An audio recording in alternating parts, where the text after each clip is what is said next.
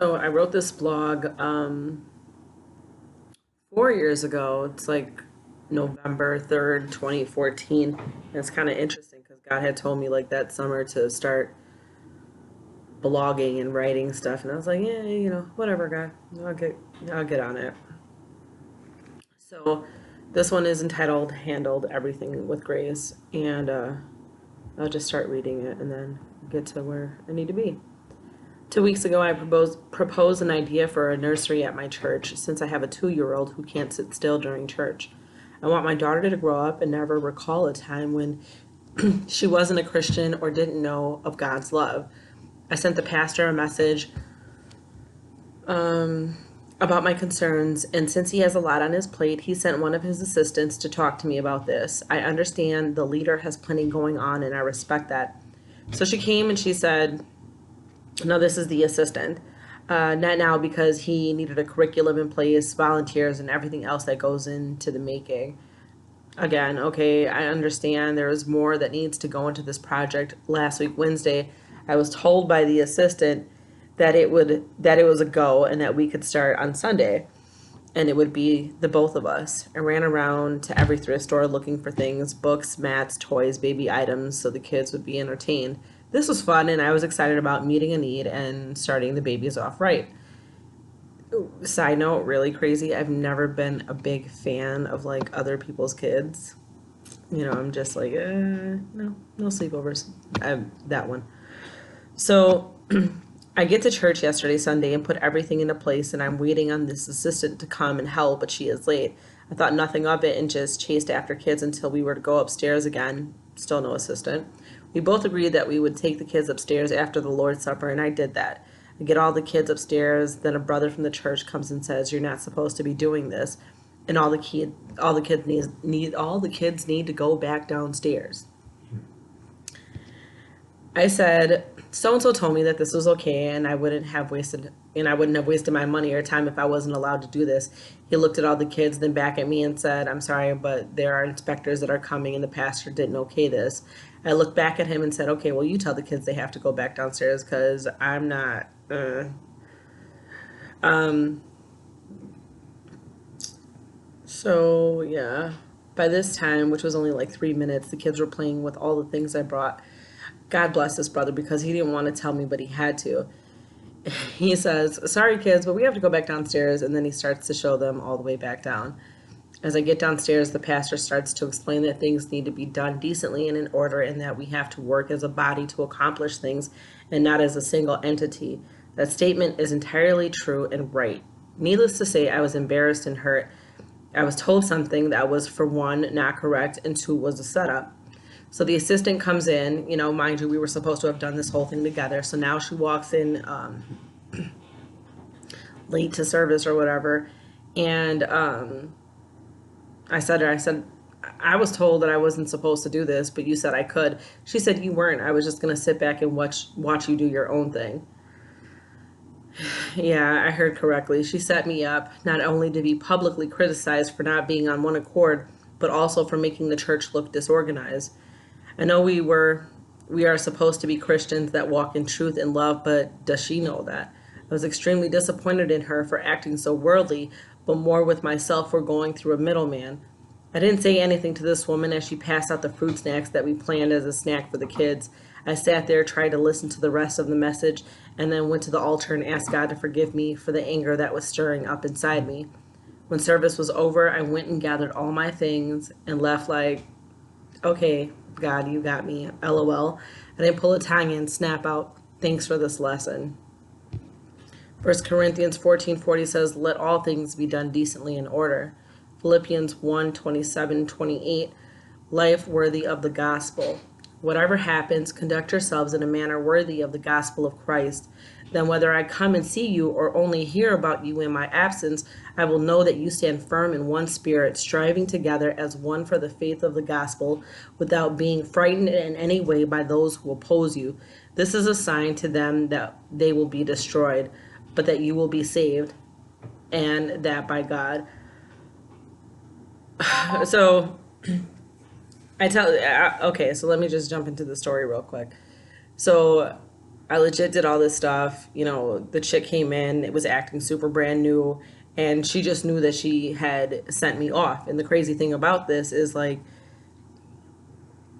I don't know if people really understand. Like, okay, so just imagine somebody in a store and all you see this woman doing is like getting really loud, jabbing out, acting crazy. It's obviously going to grab your attention and be like, whoa, what's going on with her?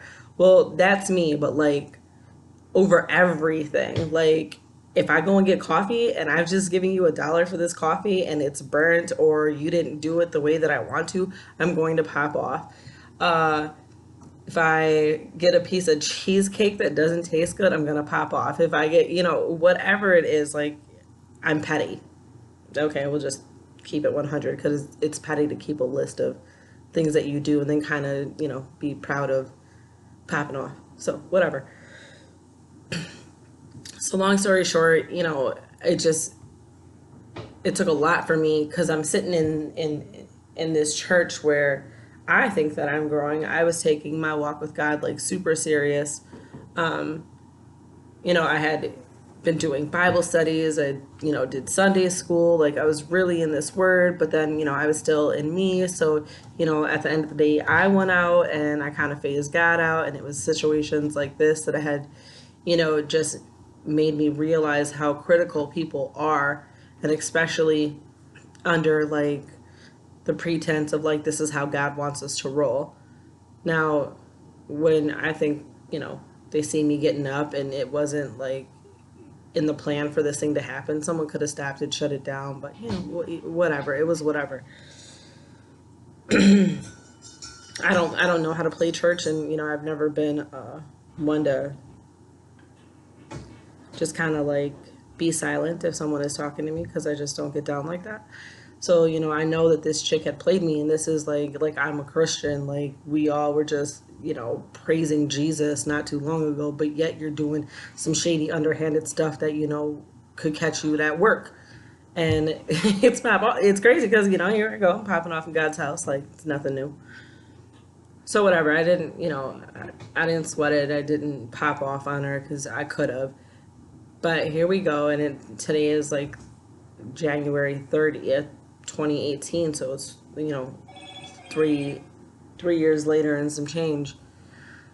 And I have a truck and I had backed it into a pillar, and that's like a whole nother story because God told me to watch out, but I didn't, and I end up hitting this pillar. Long story short, my truck has been inside like a garage for the last 3 weeks almost.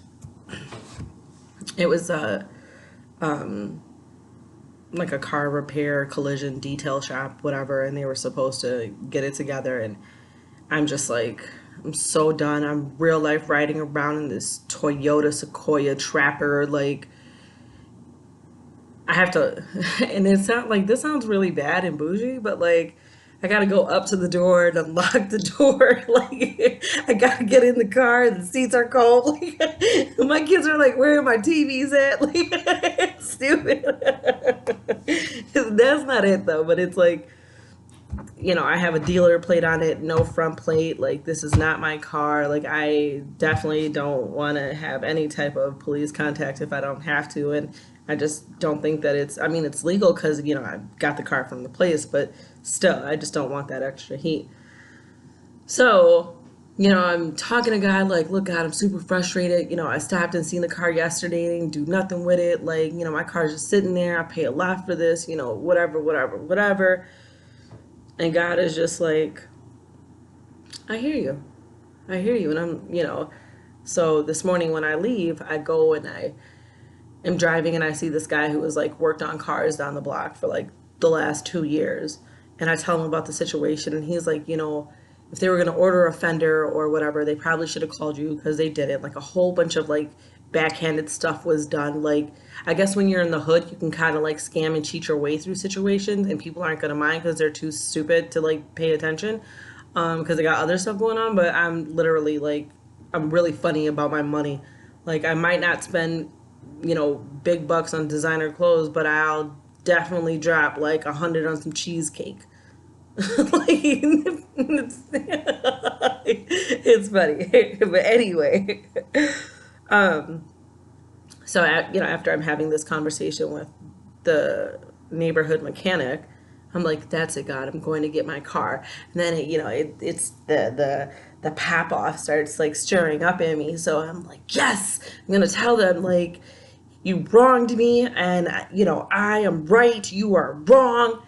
Not really in that kind of tone, but more of a condescending tone. And then I'm like, because I like being condescending, because it's funny sometimes. Um, but then God's like, yeah, you know what? Like, that's not what I represent. Like, if you really love me, like the love that you have for me, you're gonna show that love to other people. Like the fact that you love me, rock with me so hard, like it's just gonna resonate off of you into everything.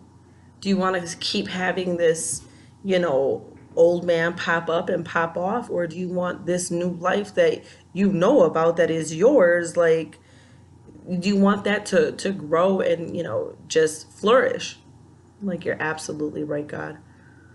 So I had to change my thinking from like, oh, I'm gonna tell them, because everybody likes somebody who can check somebody. Like, oh girl, you check them good. Like, you don't let nobody get over on you. You don't play no games. Like, it's funny.